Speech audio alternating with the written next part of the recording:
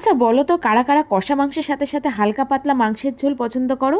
আমার তো খুব পছন্দের। তাহলে চলো আজকে তোমাদের সাথে খুব অল্প সময়ের মধ্যে এবং খুব কম খাটনিতে লাল লাল পাতলা মাংসের ঝোল শেয়ার করব। আমি তো খুব এক্সাইটেড, নিশ্চয়ই তোমরাও খুব এক্সাইটেড। তাহলে চলো রেসিপিটা একবার দেখে নিই। প্রথমে এখানে 2.5 কেজির মতন মুরগির মাংস ভালো করে ধুয়ে পরিষ্কার করে নিয়েছি।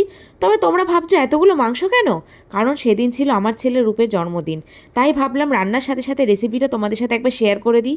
তারপর এখানে 4টে বড় সাইজের পেঁয়াজ যতটা সম্ভব পাতলা করে জিরি করে কেটে নিয়েছি।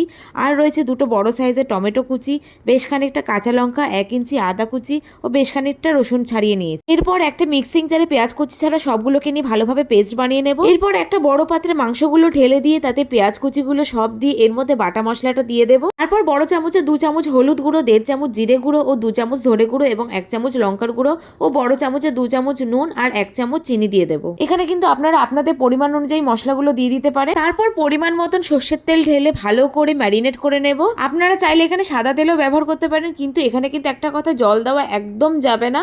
আপনারা এখানে চাইলে 100 গ্রামের মতন টক দইও ব্যবহার করতে পারেন, তবে এখানে জল ঝরানো টক দই হলে ভীষণ ভালো হয়। তারপর 1 ঘন্টার জন্য ঢেকে রেখে দেব। এরপর গ্যাস জ্বালিয়ে ম্যারিনেট করা মাংসের পাত্রটা ধরে বসিয়ে দেব। তারপর হালকা হাতে একটু নেড়ে স্লো আছে ঢেকে রাখবো প্রায় 20 থেকে 25 মিনিটের জন্য। এখন কিন্তু মাংসে একদম জল দেবেন না, কারণ পেঁয়াজ ও মাংস দুটো থেকেই জল বেরোবে। গ্যাসের ফ্লেমটা প্রথমে হাই রেখে তারপর স্লো আছে ঢেকে রাখবো প্রায় 20 মিনিটের জন্য। 20 মিনিট পর ঢাকনা খুলে আবারও একটু নেড়ে দেবো। দেখতেই পাচ্ছেন মাংস থেকে তেল ও জল দুটোই ছাড়তে শুরু করেছে। তবে এতগুলো মাংস একটু আমার নাড়তে সমস্যা হচ্ছিল, তো কিছু করার নেই, ছেলের জন্মদিন বলে কথা, তো একটু তো কষ্ট করতেই হবে। তারপর এখানে মাংসটা ভালোভাবে নাড়া হয়ে গেলে পরিমাণ মতন গরম জল দিয়ে দেব, না হলে তলায় মশলাটা লেগে যেতে পারে। এই সময় গ্যাসের ফ্লেমটা হাই করে ভালোভাবে নেড়ে নেব। ভালোভাবে নেড়ে আগে থেকে টুকরো করে কেটে রাখা আলুগুলো একে একে দিয়ে দেব।